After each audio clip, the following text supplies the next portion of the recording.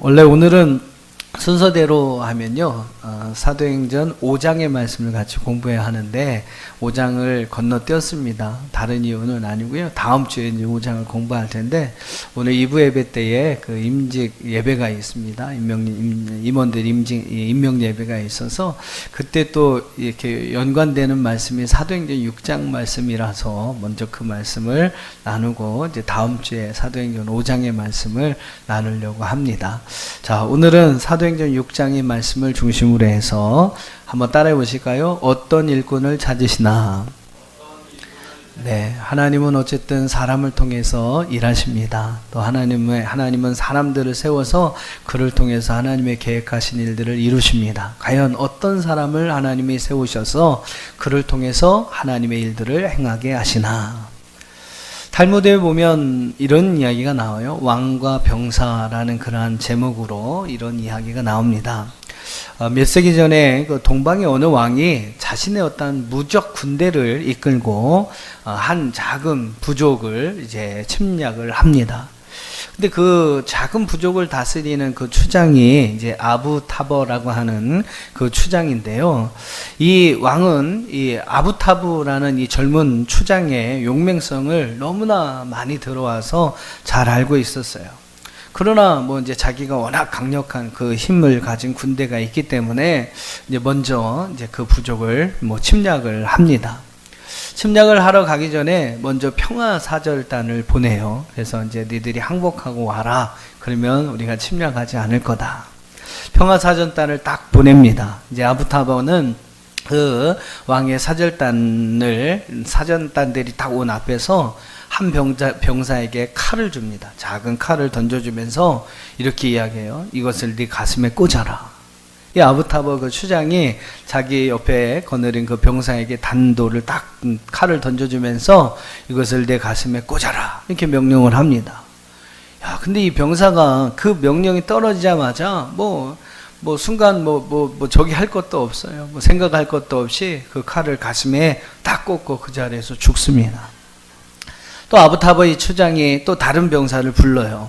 그리고 저기 앞에 이제 낭떠러지가 있는데 이제 바다 밑에 그 아주 높은 절벽이 있는데 그 명령을 하는 거예요. 너는 저 낭떠러지로 계곡으로 달려가서 유브라데스 강에 내 몸을 던져라. 뛰어내려라. 그렇게 명령을 합니다. 근데 이 병사는 조금도 지체하지 않아요. 그냥 막 달려가서 그냥 떨어져서 뛰어내려서 죽음을 당합니다. 아부타보는 그 왕의 사절단에게 이렇게 이야기합니다. 가서 당신의 왕에게 전하십시오. 나에게는 이와 같은 용맹한 군사가 500명이 있습니다. 그들이 침략해온 군대면 정말로 작은 수죠. 그러나 이렇게 나에게는 이러한 용맹한 군사 500명이 있습니다. 앞으로 숨은 시간 안에 내 영토를 떠나지 않으면 내 부하들은 결국 당신의 왕을 체포하여 죽일 것입니다. 이 말을 이제 사절단을 통해서 전해드린 왕이 무시하고 진격을 합니다. 침공을 하죠. 결국 어떻게 됐을까요? 아부타버의 그 족장의 군대가 결국 승리를 합니다. 그 이제 왕을 죽이고요. 그 작은 인원을 가지고 적은 군대를 가지고 그 왕의 군대들을 섬멸하는 그런 이야기들이 나옵니다. 여러분, 위기를 극복하고 승리할 수 있는 힘은요, 사람의 많고 적음의 문제가 아닙니다. 정말로 생명을 걸 수 있는 이런 용사가 얼마가 있느냐, 이게 여러분 중요한 거죠. 오늘날에 여러분 교회도 마찬가지예요. 교회의 성도가 몇천 명이냐 몇만 명이 이거 있는 게 중요한 게 아닙니다. 정말로 교회를 위하여 헌신할 수 있는, 희생할 수 있는 몇 명의 사람들, 몇 명의 주님의 제자들이 있느냐. 사람이 많은 교회가 아니라 정말로 그리스도의 충성스럽고 용맹스러운 제자, 하나님 앞에 충성되는 하나님의 일꾼들, 헌신과 희생을 마다하지 않는 그러한 성도들이 많은 교회가, 할렐루야, 바로 여러분 세상을 변화시켜 나갈 능력을 가진 교회로 세워지게 되는 줄 믿습니다. 저는 저희 교회에 그러한 성도들이 많았으면 좋겠고, 그런 교회를 통해서, 그런 우리 교회를 통해서 하나님께서 이 땅에 더 하나님의 나라를 확장시켜 가시는 아름다운 은혜가 있기를 기도합니다. 여러분, 그런 일꾼들로 다 쓰임받게 되시기를 주의 이름으로 축원합니다.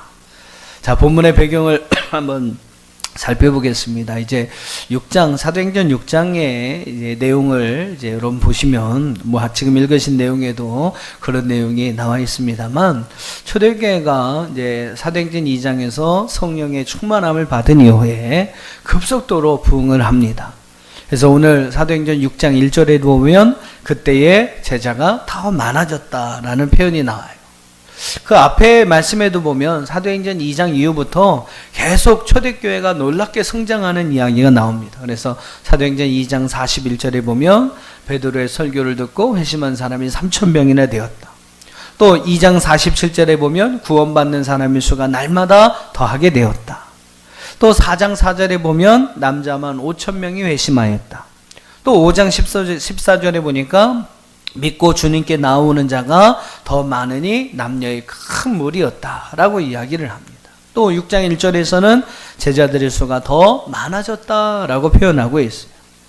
이와 같이 여러분 초대교회가 성령의 충만한 은혜를 받은 이후에 폭발적으로 성장을 합니다. 폭발적으로 부흥을 경험합니다. 근데 여러분 이제는 사람이 조금씩 늘어나면서 많아지면서 문제가 생겨요. 교회 내도 마찬가지입니다. 교회 내도 문제가 생겨요. 목사님들이 이제 한결같이 하는 이야기가 그거예요. 50명의 성도가 있으면 목회자는 늘 50가지 문제 가지고 기도하는 것이고, 1000명, 10,000명 성도가 있으면 좋겠죠. 그러나 그런 목사님은 또 1000개, 10,000개의 문제를 가지고 늘 기도하게 된다. 이런 이야기를 합니다. 사람이 늘어나고 성장하면 또 그만큼 또 교회에 문제가 생겨나는 거죠. 초대교회도 이러한 폭발적으로 부흥하면서 그 교회 안에 문제가 생기기를 시작합니다. 자, 오늘 사도행전 6장에 어떤 문제가 생깁니까? 이제 이 신자들 사이에서 가난한 사람을 구제하는 일에 대한 그러한 어떤 갈등의 문제가 생깁니다. 그리스도인으로서 이제 개종한 유대인들이 있었어요. 그 유대인들 사이에는 두 개의 그룹이 있었습니다. 하나는 바로 히브리파 유대인들이었고, 또 하나는 헬라파 유대인들이었어요.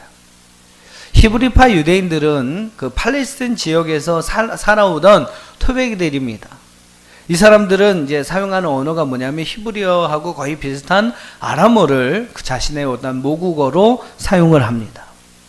그러니까 예수님의 제자들 거의 대부분, 거의 모두라고 할 수 있는데, 모든 제자들이 바로 히브리파 유대인들이었죠. 유대인들로서 그 지역에, 팔레스틴 지역에 살던 사람, 그러한 토백이로서 예수 그리스도를 믿은 사람들, 이 사람들을 여러분 히브리파 유대인이라고 합니다.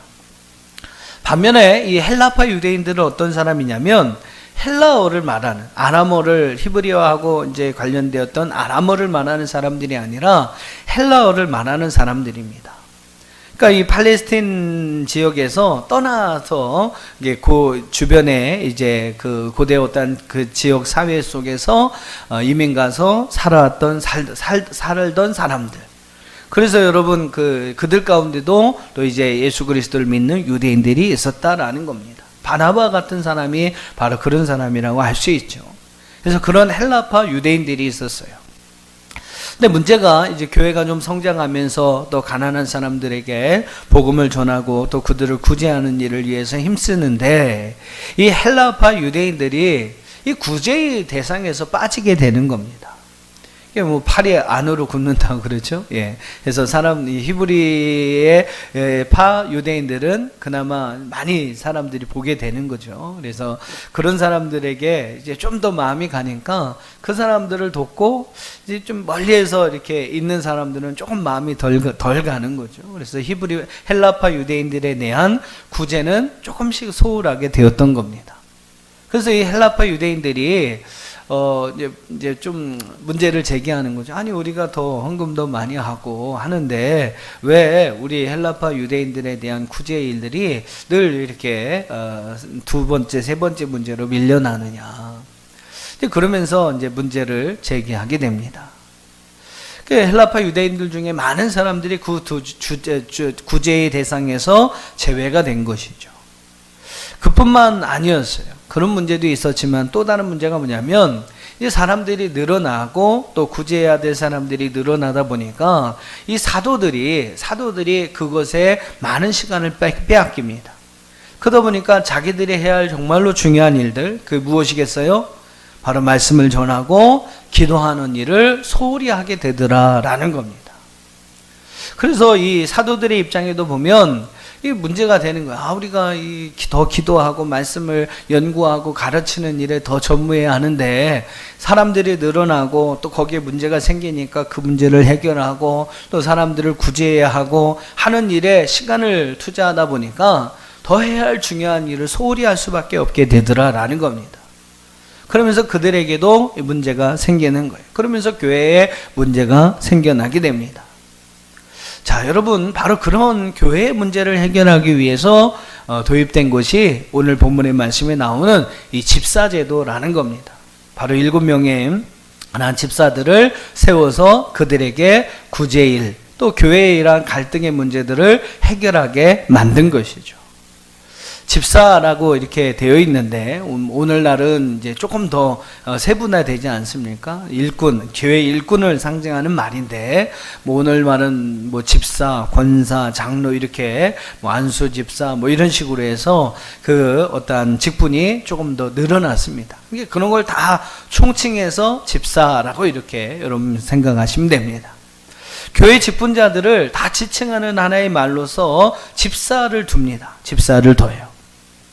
사도들은 바로 이 구제일들을 담당한 일꾼들을 세우는 것으로 이 집사들을 세우게 되고 그 집사들에게 그 일을 맡겨서 교회의 문제들 또 자신들이 소홀히 했던 그 일에 전무할 수 있게 되는 것이죠.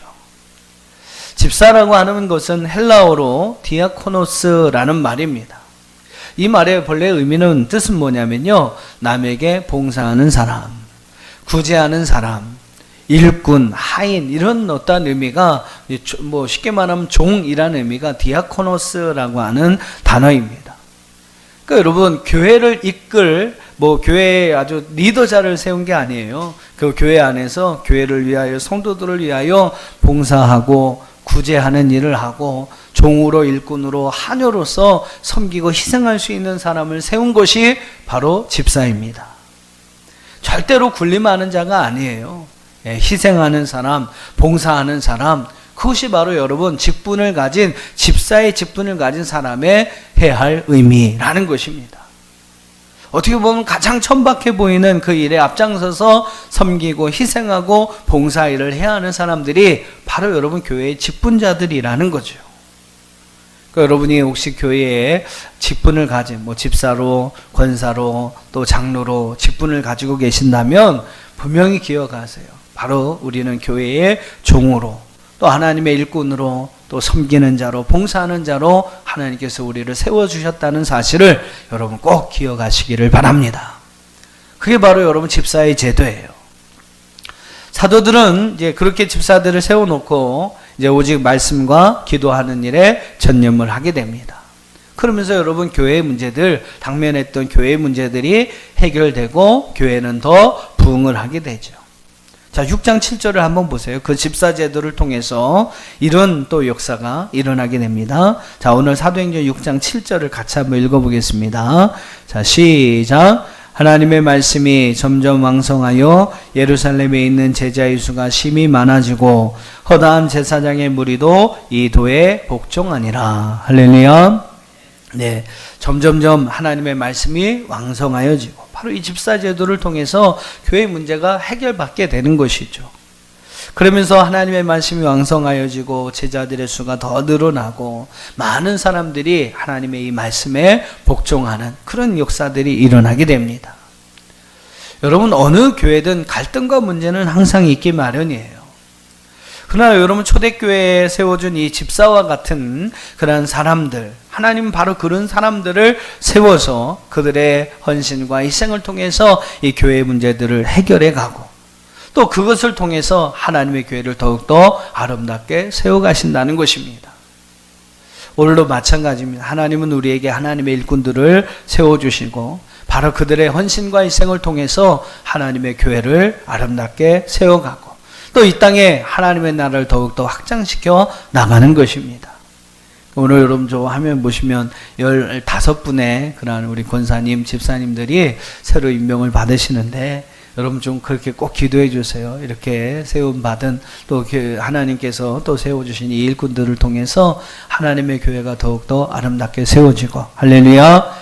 예, 이 땅에 또 하나님의 복음이 더 많은 사람들을 변화시키는 놀라운 역사가 일어날 수 있도록. 이분들뿐만이 아닙니다. 여러분도 직분을 가지셨잖아요. 직분 맡은 여러분을 통해서 하나님께서 우리 남천한 교회를 더 아름답게 세워주시고, 할렐루야, 할렐루야. 예, 그리고 또 이 땅에 또 하나님의 복음이 더 많은 사람들에게 확장되어지는 아름다운 역사가 일어날 수 있도록 여러분 함께 기도해 주시기를 바랍니다. 자, 중요한 것은 3절입니다. 오늘 본문의 말씀 3절 보시면 하나님께서 어떤 일꾼들을 세워주셨느냐라는 거죠. 하나님은 어떤 일꾼을 찾으시고 또 어떤 일꾼을 세워주시느냐. 자, 3절을 한번 같이 보겠습니다. 3절에 보면 세워준 그 일꾼들의 중요한 세 가지의 내용들이 나옵니다. 어떤 일꾼을 세웠나. 3절을 같이 읽어볼게요. 시작.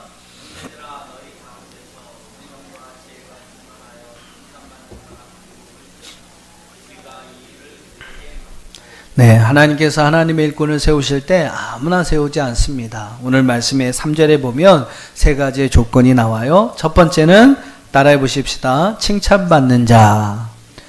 예, 조금 순서를 제가 좀 바꿀게요. 그래서 첫 번째 조건은 바로 칭찬받는 자가 된다. 하나님의 일꾼은 칭찬받는 사람이 되어야 합니다. 하나님 앞에도 칭찬받는 사람, 또 이웃의 사람들에게도 칭찬받는 사람. 좋은 소문이 들리며 선한 증거를 가지고 있으며 좋은 평판을 받는 사람. 바로 여러분 그런 사람들이 바로 하나님이 찾으시는 일꾼, 또 하나님 바로 그런 이들을 통해서 하나님의 일들을 이루어 가신다는 거죠. 중요한 것은 여러분 어떤 사람이 칭찬받는 사람일까? 하나님 앞에 또 사람들 앞에 칭찬받는 사람은 과연 어떤 사람일까? 1968년 10월 20일에 멕시코 그 올림픽 경기 때에 가장 많은 사람에게서 박수를 받은 사람이 있습니다. 가장 많은 사람에게 박수를, 그 올림픽 경기 가운데 가장 많은 사람들에게 박수를 받은 사람. 그는 올림픽 스테디움에 가득 모여있는 전 관중의 기립박수를 받은 사람이에요.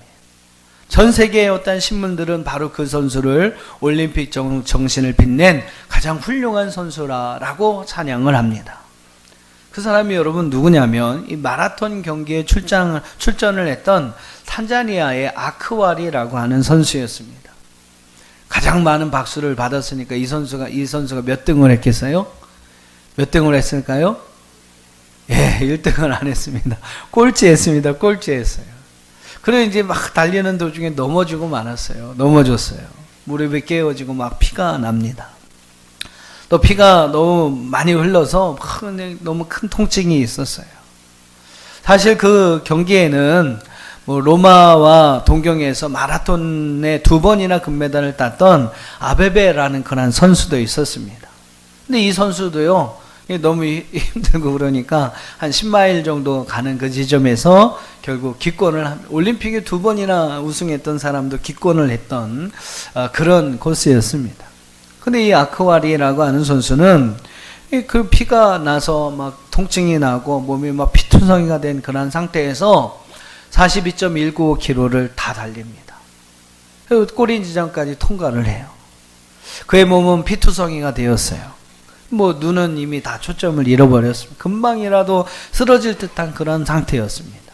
결국 마지막 지점을 통과하고 무사히 통과하고 결국 그는 쓰러졌습니다. 뭐 순위는 거의 뭐 꼴찌를 한 거죠. 온 세계 스포츠 기자들이 그에게 달려들어서 묻습니다. 아니 어차피 꼴찌인 건 알았을 텐데 왜 끝까지 이렇게 피를까지 흘리면서 달려왔습니까? 사실 이게 올림픽 경기에서 마라톤 여러분 맨 마지막에 하잖아요. 그러니까 이 사람 때문에 어떻게 보면 폐막식도 늦어졌습니다. 근데 그런 질문에 대해서 이 선수가 아크와이라고 하는 선수가 그런 대답을 합니다.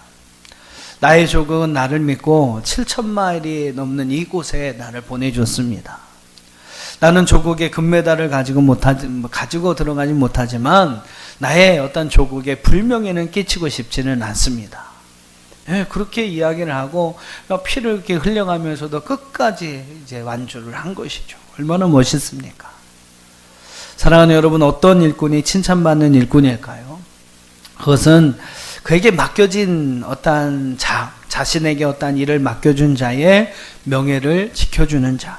전 그렇게 생각합니다. 어떠한 주인의 명예를 지켜주는 자, 그 사람이 바로 칭찬받는 일꾼이라고 알 수 있겠죠. 여러분, 우리는 누구의 종입니까? 누구의 일꾼입니까? 하나님의 일꾼인 것을 믿습니다. 할렐루야. 예, 하나님의 일꾼이에요. 하나님께서 우리에게 여러 가지 일들을 맡기신 거죠. 하나님 앞에 여러분 칭찬받는 일꾼이 되기 위해서는 다른 거 없어요. 바로 우리에게 일을 맡겨주신 그분의 명예를 지켜드리는 것입니다. 쉽게 말해서 여러분 때문에 하나님이 욕을 먹어서는 안 되는 거예요. 나를 통해서 내 조국에 불명예가 끼치면 안 된다. 아크와리 선수가 그렇게 이야기한 것처럼 여러분 때문에 하나님이 욕을 드시면 안 된다는 거, 욕을 먹어서는 안 된다는 것입니다.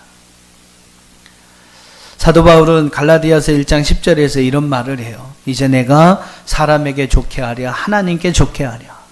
사람에게 기쁨을 구하랴. 내가 지금까지 사람의 기쁨을 구하였다면 그리스도의 종이 아니니라. 사람의 기쁨이 아니라 하나님의 기쁨, 또 하나님의 보시기에 좋은 그러한 삶을 행하였다. 이것이 바로 바울, 그리스도의 종이었던 바울의 고백이었습니다. 우리는 그리스도의 종으로서 하나님을 기쁘시게 하고 또 하나님의 마음을 좋게 하는 칭찬받는 일꾼들이 다 될 수 있기를 주님의 이름으로 축원합니다. 자, 두 번째로 어떤 사람이 하나님께서 세워주시는 하나님의 일꾼인가? 바로 성령 충만한 자라는 것입니다. 성령 충만한 자. 성령 충만은 일꾼으로서의 중요한 자격이 됩니다. 왜 여러분 성령 충만이 일꾼에 있어서 중요한 자격이 될까요? 한 두 가지 정도를 이야기할 수 있는데, 하나는 바로 성숙한 인격 때문입니다.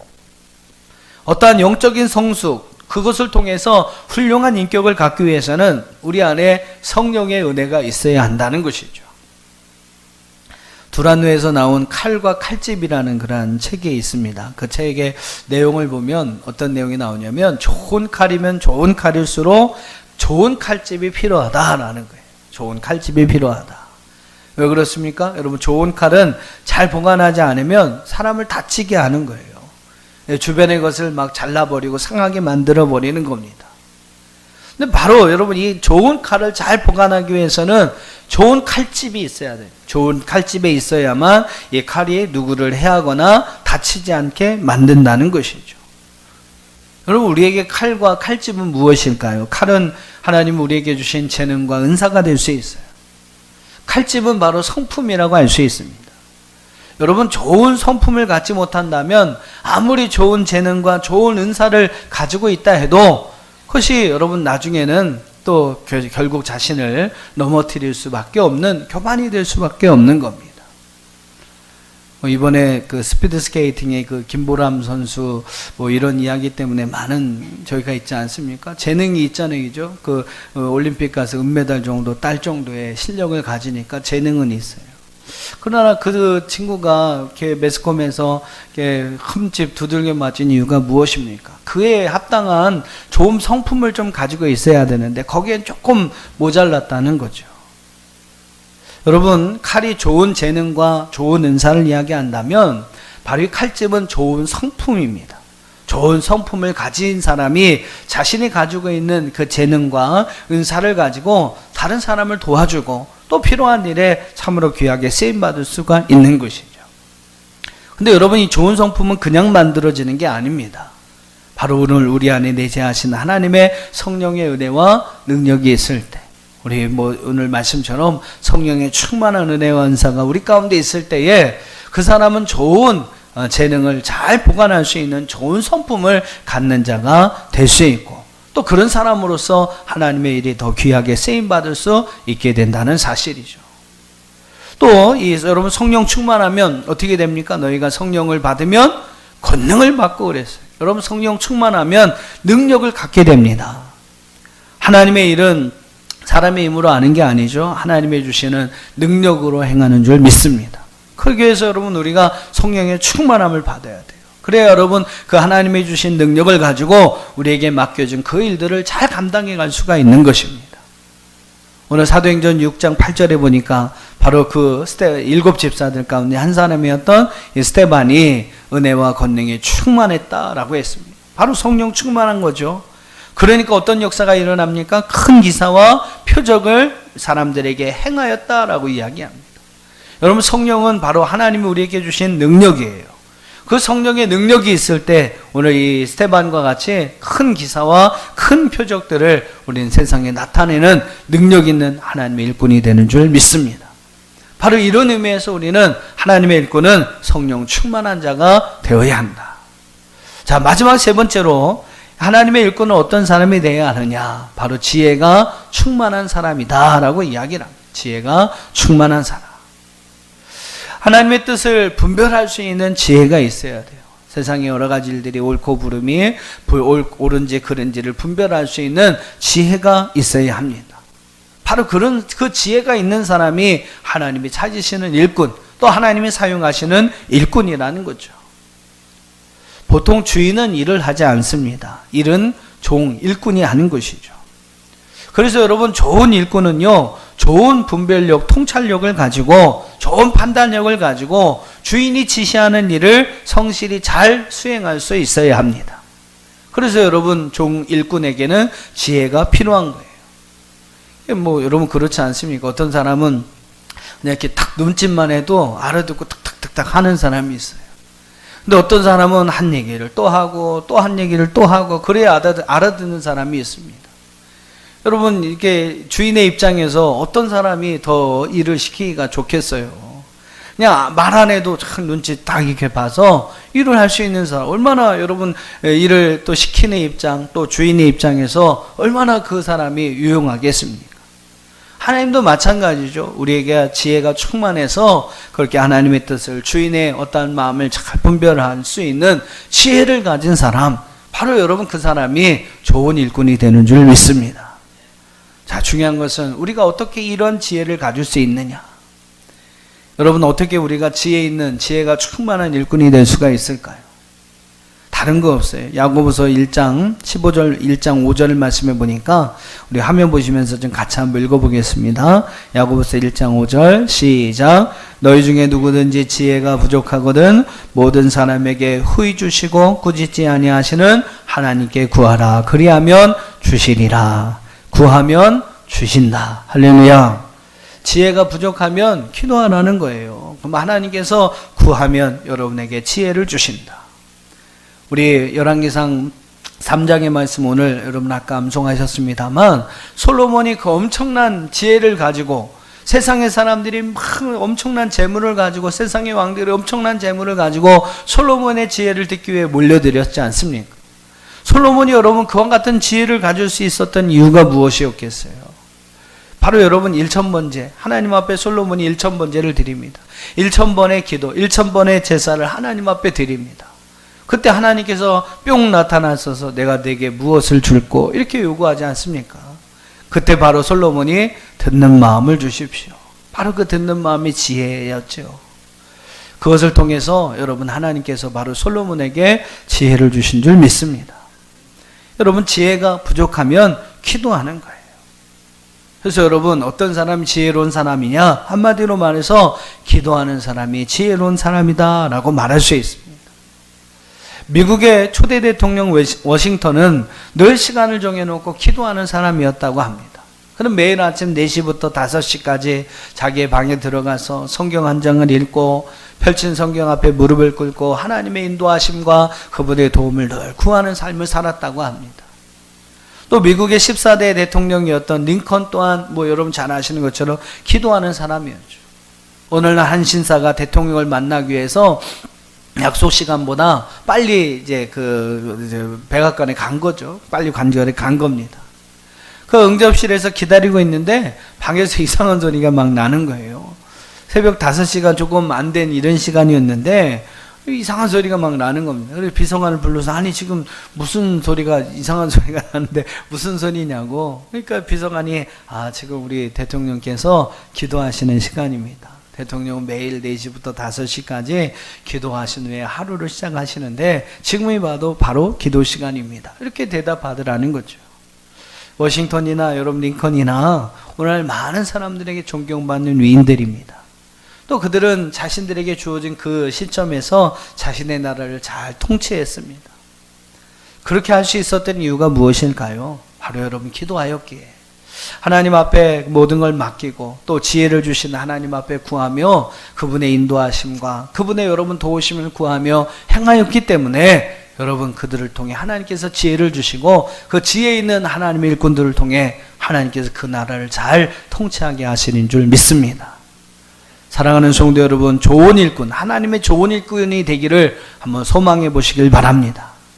그리고 여러분 하나님의 주신 지혜를 가지고 여러분에게 주어진 그 일들을 잘 감당해 가시는 저와 여러분 되기를 주의 이름으로 축원합니다. 우리 교회는 하나님이 찾으시는 이런 일꾼들이 얼마나 있을까? 하나님은 당신의 일을 준비할 그런 하나님의 일꾼들을 사용해 가십니다. 근데 중요한 것은 소수의 인원이라는 거지. 7명이라는 소수의 인원. 그 초대교회가 여러분 부흥했으니까 얼마나 많은 사람들이 있었겠어요. 근데 여러분 그 중에서 하나님이 7명의 일꾼을 세워서 그들을 통해 하나님의 일들을 사용하셨습니다. 우리가 다 부족한 사람이죠. 그러나 여러분 하나님께서 찾으시는 일꾼이 되기를 소원하며 우리의 모습을 다듬어 간다면, 어떤 사람이 되기를요? 칭찬받는 사람, 성령 충만한 사람, 지혜가 충만한 사람이 되기를 원한다면 하나님 여러분을 하나님의 신실한 일꾼으로 세워주시고 또 여러분을 통해서 하나님의 교회를 아름답게 세워주시고 또 이 나라 민족 가운데 또 이 땅 가운데 하나님의 복음이 더욱더 확장되어지는 아름다운 도구로 여러분을 사용하여 주실 줄 믿습니다. 그런 하나님의 일꾼으로 쓰임받는 저와 여러분이 다 되시기를 주님의 이름으로 축원합니다.